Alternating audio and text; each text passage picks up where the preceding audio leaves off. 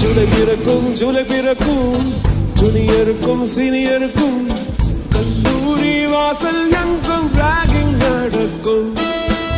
Students மனமோ நந்த மனமே ரோஜா இருக்கும் முள்ளும் இருக்கும்.